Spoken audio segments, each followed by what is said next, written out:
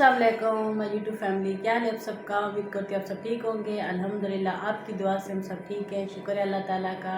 तो जी नया व्लॉग शुरू करते हैं। सुबह सुबह का टाइम है और जी अल्लाह ताला आप सबको खुश रखे और दुआ में याद रखिए।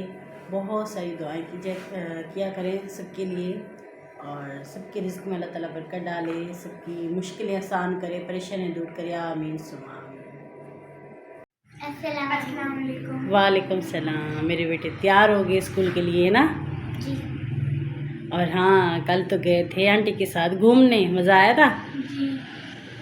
सही। झूले बहुत लिए आप लोगों ने और अलीज़ा की थोड़ी तबीयत भी ख़राब हो रही थी। आंटी कह रही थी झूले ले लेके सर घूम रहा था, ऐसे ना झूले ज़्यादा ले लिए। चलो भैया आए तो स्कूल जाओ। झूले में तनवीर रोने भी लग गया था। तनवीर रोने लग गया था अच्छा सही। जो आप मना कर रही थी ना उस दिन, वो बहुत तेज था, उसी में बैठे थे। हैं, बहुत गलत बात है ना, इसीलिए मैं मना कर रही थी उस दिन। मैं इसीलिए मना करी जब मेरे साथ आंटी बैठी थी। सही। चलो भैया आए तो फिर स्कूल जाओ हैं। फिजा आ गए। जी अस्सलाम वालेकुम। वालेकुम सलाम। ये क्या हो रहा है? फिजा को टांगों में दर्द हो रहा है, बोली मेरी तबीयत खराब हो रही है। हैं, क्या हुआ फिजा रानी? उठ जाओ। क्या हो? ठंड लग रही थी। अभी पापा को बोलूँगी निकाल के देंगे स्टोर से आईनेक वगैरह ना। जी। मेरा बस ये देखो मैंने सारा काम कर लिया। पोंछा लगा रही थी अभी मैं, पोंछा रह गया। स्कूल में इतनी ठंड लगती रही है। हैं, मैं तो कोने पे बैठ गई थी। कौन इतनी है तो नहीं, मुझे पता नहीं। फिर मैं काम कर रही हूँ शायद, अभी झाड़ू पोंछा की इसलिए पसीने आ रहे हैं। अभी बस पोंछा लगा रही हूँ, बस 2 कमरों का पोंछा रह गया। अस्सलाम वालेकुम यूट्यूब फैमिली। तो क्या हाल है आप सबका? उम्मीद करता हूँ खैर खैरियत से होंगे। तो मम्मा बना रही है खाना।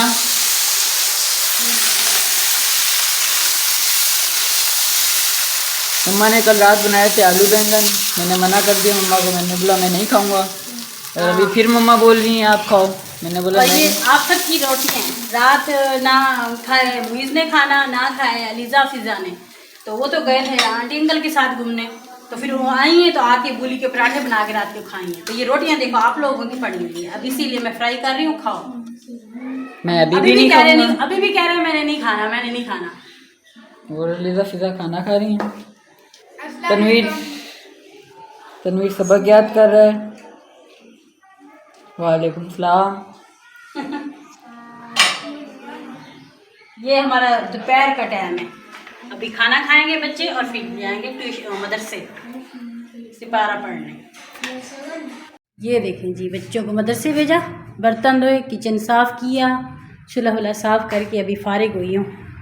अभी मैंने कहा चने भिगोए मैंने कहा आज बनाते हैं सफ़ेद चने, क्योंकि अगर मिक्स सब्ज़ी बना दो या फिर मिक्स को जैसे सब्ज़ी वाला पुलाव बना दो, फिर तो समझ नहीं आती कितने दिन बंदा क्या बनाए और क्या ना बनाए। तो इस वजह से मैंने बोला आज सफ़ेद चने बनाते हैं। देखती हूँ इसके अंदर आलू डालती हूँ या फिर अंडे बॉयल करते हैं। शाम को देखते हैं, बच्चों से पूछूंगी, जो बच्चे बोलेंगे वैसे कर लूँगी। अभी बस बच्चे आने वाले हैं मदरसे से, इनको ट्यूशन भेजते हैं। पानी पिए, आ रही हूँ। आ गए मदरसे से तनवीर। वालेकुम सलाम। बहुत तेज बुखार है। हैं, बुखार आ गया फिजा को? आओ आओ। ये देखें हमारे पौधे सारे सूख गए। ये भी सूख गया, ये भी थोड़ी थोड़ी होने लग गई थी, ये भी सूख गई। ये भी इतनी ज़्यादा हो गई थी, सारी की सारी सूख गई। ये तो हो रहा ही नहीं है। ये एलोवेरा सिर्फ यही सही बचा हुआ है। हाँ, मैंने अम्मी से बात की है लिजा, क्यों सूख गए हैं पता है? क्यों? बताओ। पता है अम्मी क्या कह रही थी? मैंने अम्मी से बात की है, मैंने कहा अम्मी लहसुन लगाया है तो नहीं हुआ, धनिया हुई है तो बिल्कुल बारीक बारीक होके ना वो भी ऐसे ढीली ढीली हो गई, गिर रही हैं गमले में। तो अम्मी कह रही थी कब से ये गमले वाली मिट्टी पड़ी हुई है? मैंने कहा ये तकरीबन 3-4 साल तो हो गए होंगे, इतने तो हो गए हैं जी। तो कह रही अब तक हो रहे थे। मैंने कहा हाँ हो रहे थे, पिछले साल भी लगाए हैं तो हुए हैं।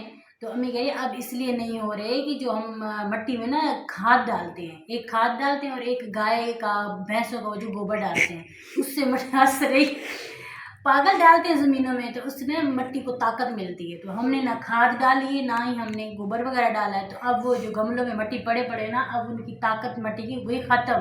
तो अम्मी ने यही बोला है कि अब इस वजह से ये नहीं हो रहे हैं, पता है, इस वजह से ना पुदीना भी सूख गया है, हमारी लहसुन भी नहीं हुआ, धनिया भी हो के पतली पतली सी हो के ऐसे गिर गई है नीचे।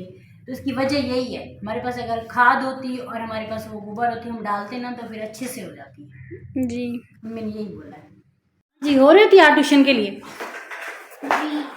फिजा जा रही है फिर ट्यूशन? पहले बोल रही थी नहीं मैं सो रही हूँ।